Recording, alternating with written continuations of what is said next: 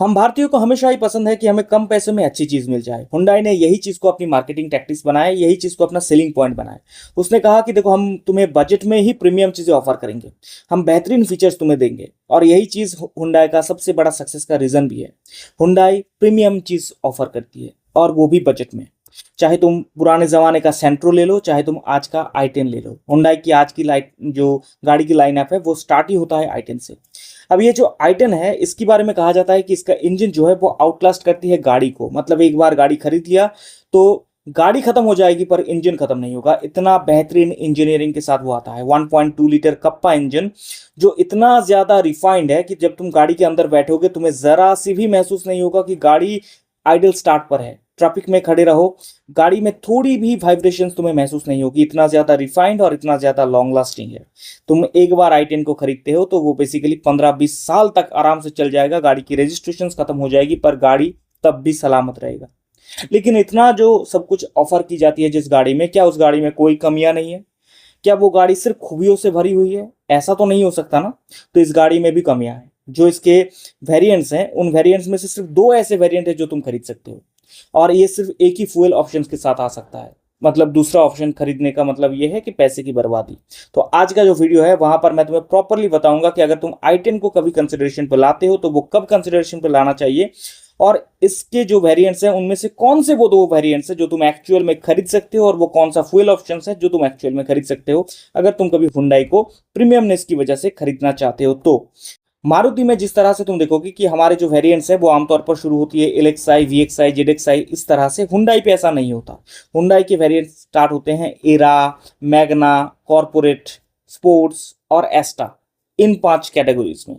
तो उनके जो लाइनअप है वो थोड़े डिफरेंटली आते हैं। जब तुम एरा की ओर देखोगे तो इसके प्राइस तुम्हें इनिशियली बहुत अच्छा लगेगा, क्योंकि जो इसका प्राइस है वो आमतौर पर 5,92,000 के आसपास, मतलब तुम 6 लाख के आसपास पकड़ के चलो, ठीक। अब ये जो एरा है जहां पर तुम्हें लगभग लगभग 6 लाख रुपए खर्च करने की जरूरत होती है, उसमें तुम्हें मिलता क्या है? बेसिकली 6 एयरबैग्स मिलते हैं, एबीएस विथ ईवीडी मिलती है, मैनुअल एसी मिलती है, और रियर पार्किंग सेंसर जैसे कुछ मिलते हैं। फ्रंट में 2 पावर विंडोज मिल जाते हैं और कुछ नहीं। इन सिंपल वर्ड्स, इसमें तुम्हें सबसे अहम चीज, कोई भी म्यूजिक नहीं मिलता। No music system.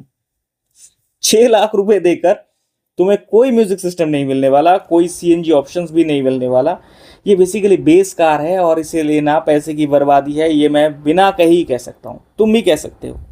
6 लाख रुपए देकर इससे बेहतर गाड़ी मिल सकती है, तो इसे खरीदने की कोई जरूरत नहीं है। और जिस वजह से तुम खरीदना चाहते हो, हुंडई की प्रीमियमनेस, वो तो यहाँ पर है ही नहीं। तो बेसिकली ये खरीदना बेकार है। तो फिर इसके बाद आता है मैग्ना वेरिएंट, जो इससे थोड़ा सा ऊपर का वेरिएंट है। अब क्या इस वेरिएंट को खरीदना सही होगा? चलो, इसका जो कीमत है ना वो लगभग लगभग 6.84 लाख रुपीस है। यहां पर चीजें थोड़ी सी बदल जाती है, क्योंकि ये जो गाड़ी है, इस गाड़ी में तुम्हें फीचर्स दी जाती है।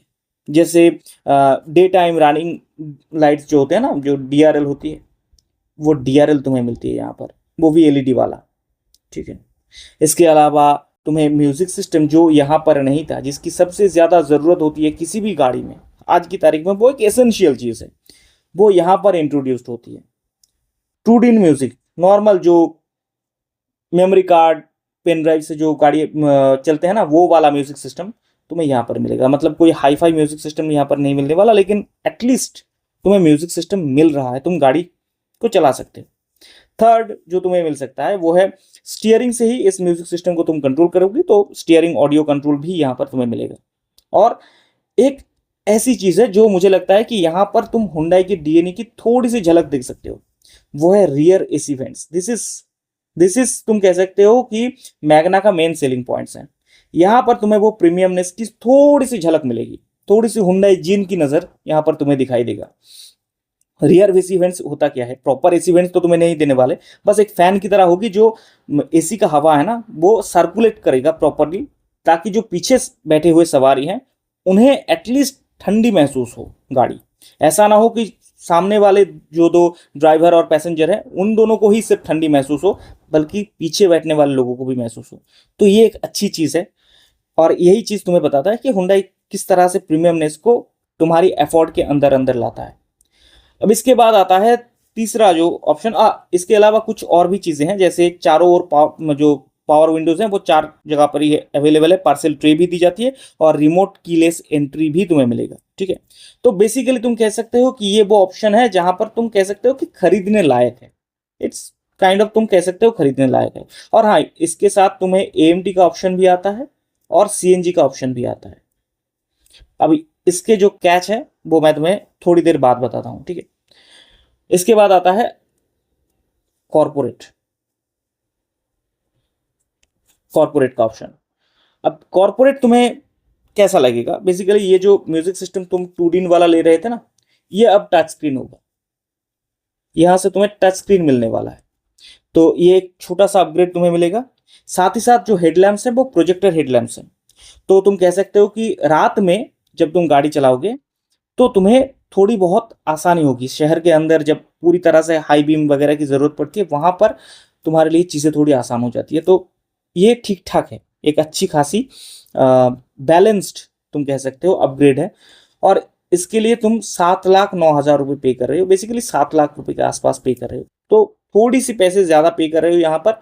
और अपग्रेड तुम कह सकते हो कि मिनिमल, ऐसा नहीं है कि बहुत ज़्यादा है, थोड़ी थोड़ी छोटी छोटी चीज़ों की अपग्रेड हुई है। जैसे तुम्हारा ये जो म्यूजिक सिस्टम है ये यहाँ पर टच स्क्रीन हो रहा है, या फिर जो तुम्हारा हेडलैम्प्स है वो बेसिकली प्रोजेक्टर हेडलैम्प्स में बदल जा रहा है। That's it. ठीक है, इसके बाद आता है द ओरिजिनल, और मैं कहूँगा ये है ओजी वेरिएंट। इसे ध्यान से देखना, क्योंकि इस वेरिएंट्स में 2 और सब वेरिएंट्स छुपी हुई होती है। एक है वाइब और एक है ऑप्शनल।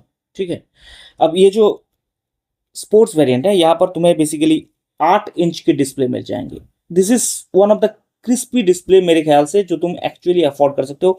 8 इंच का जो डिस्प्ले है ना, ये बेसिकली तुम्हें एक टैबलेट की तरह तुम इसे इस्तेमाल कर सकते हो।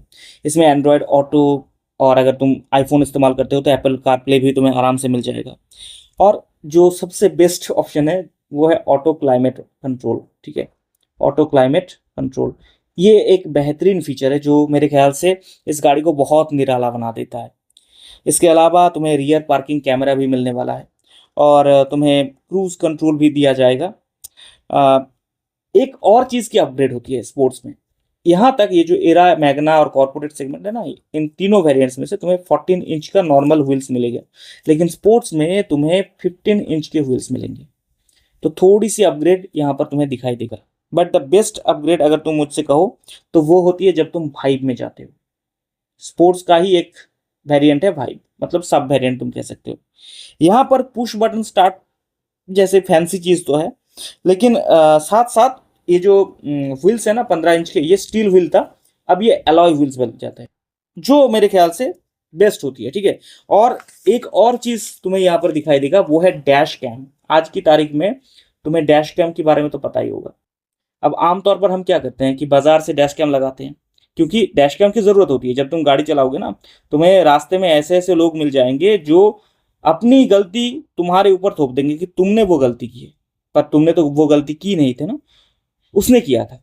अब इसमें डैश कैम काफ़ी हद तक काम आता है। इनफैक्ट तुम इसे कोर्ट रूम में भी प्रोड्यूस कर सकते हो।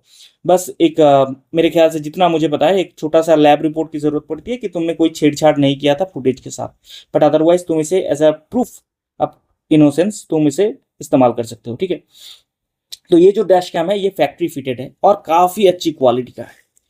और स्पोर्ट्स का जो वेरिएंट है ये भी सीएनजी ऑप्शन के साथ आता है। This is also available in CNG, this is also available in EMT.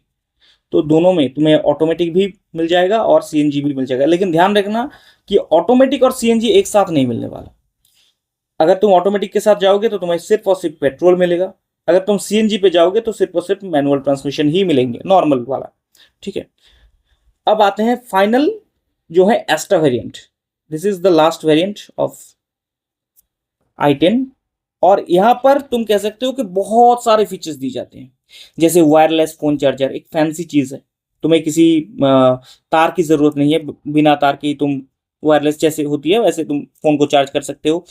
Adjustable headrest तुम्हें मिलेगा, जिसके मैं बहुत ज़्यादा अनुरागी हूँ।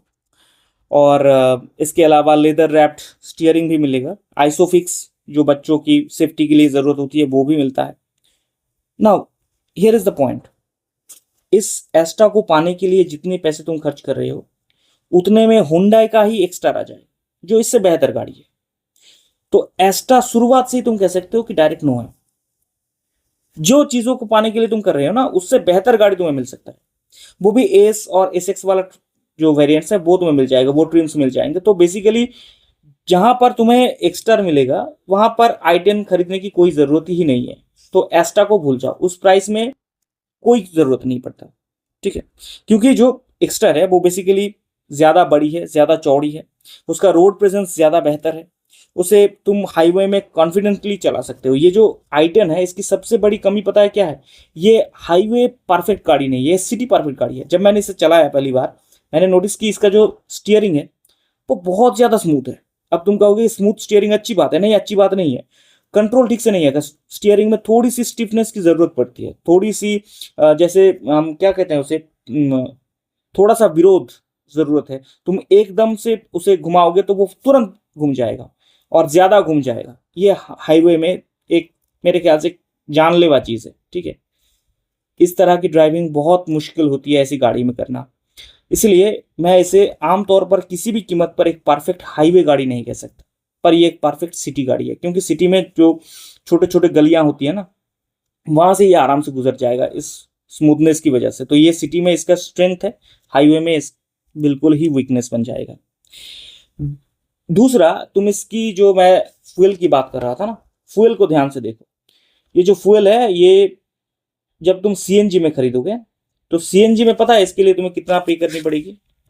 7,75,000, 7.75 लैक्स। मतलब 8 लाख रुपए तुम पे कर रहे हो सीएनजी के लिए, और वो भी तब जब तुम्हारा माइलेज नहीं है, ठीक है। इसकी माइलेज मारुति से काफी कम है। अब देखो, जब तुम पेट्रोल चलाते हो तब ये सेंस बनाता है, क्योंकि जब तुम पेट्रोल गाड़ी लोगे तुम्हारा डेली ड्राइविंग बहुत कम है, तो वहां पर माइलेज को तुम अपना बेस नहीं बना सकते। क्योंकि माइलेज के साथ अगर तुम जाओगे तो फीचर में कॉम्प्रोमाइज करोगे। या तो तुम माइलेज के जा सकते हो या फिर प्रीमियमनेस को अफोर्ड कर सकते हो। तो अगर तुम्हारा गाड़ी खड़ा ही रहेगा ज्यादा दिन, तुम गाड़ी खरीद रहे हो खड़ा रखने के लिए कि कभी कभार ससुराल चले जाएंगे, कभी कभार वैष्णो देवी घूमने चले जाएंगे, उसलिए अगर तुम्हें गाड़ी खरीद रहे हो ना, तो वहां पर बेसिकली सेंस नहीं बनाता कि तुम सीएनजी पर खरीदो या फिर तुम माइलेज के बारे में सोचो। क्योंकि तुम बेयरली गाड़ी चलाओगे, तुम बस गाड़ी को शान की तरह इस्तेमाल करना चाहते हो, स्टेटस की तरह इस्तेमाल करना चाहते हो। बट अगर तुम गाड़ी को प्रॉपरली व्हीकल की तरह इस्तेमाल करना चाहते हो तब तुम माइलेज के बारे में सोचोगे। तब तुम्हारे लिए माइलेज इंपॉर्टेंट है, क्योंकि तुम्हारी राइडिंग बहुत ज्यादा है। और तब हुंडई या किसी भी ब्रांड पे जाना अच्छी नहीं है। तब एक मैं कहूंगा कि मारुति सही है। लेकिन सीएनजी पर अगर जब तुम जाते हो तुम बेसिकली फ्यूल के लिए जा रहे हो, वहां पर 8 लाख रुपए। और तुम याद रखो कि ये हुंडई वाला 8 लाख रुपए है, मतलब ये इनका बेस गाड़ी है। ऐसा नहीं है कि बहुत ज्यादा फीचर लोडेड गाड़ी है। 8 लाख रुपए हद से ज्यादा है। मैं कहूंगा कि सीएनजी पर नहीं, अगर तुम वाकई में पेट्रोल पे जाना चाहते हो, Magna is one of the finest variant जो तुम खरीद सकते हो। बट याद रखना कि ये बेसिक वेरिएंट है, म्यूजिक सिस्टम भी मिलने वाला है तुम्हें, रियर एसी मिलने वाला है, दैट्स, और 1.2 लीटर का वो इमॉर्टल इंजन मिलने वाला है जो आराम से 15-20 साल तक जाएगा। और इसके साथ साथ इसके जो रीसेल वैल्यू है वो भी काफी अच्छा है।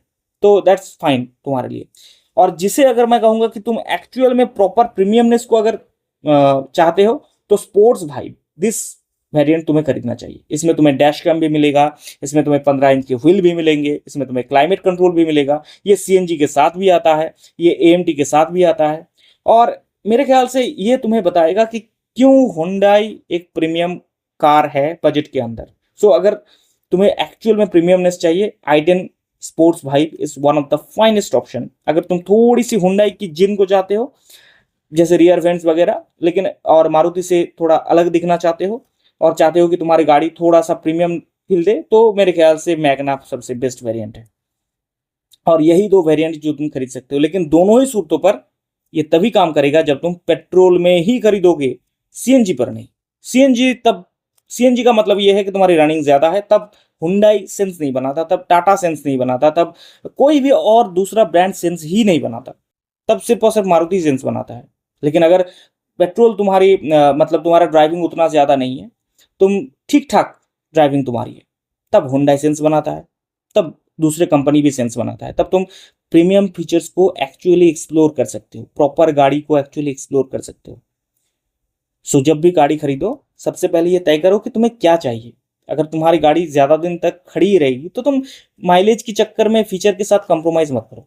और अगर तुम गाड़ी को प्रॉपर चलाओगे तब तुम एक्चुअली माइलेज के बारे में सोचोगे, नहीं मुझे तो सिर्फ अपफ्रंट कॉस्ट देखना नहीं है, मुझे फ्यूचर के कॉस्ट भी देखने पड़ेंगे। इसलिए सोच समझ कर फैसला लो।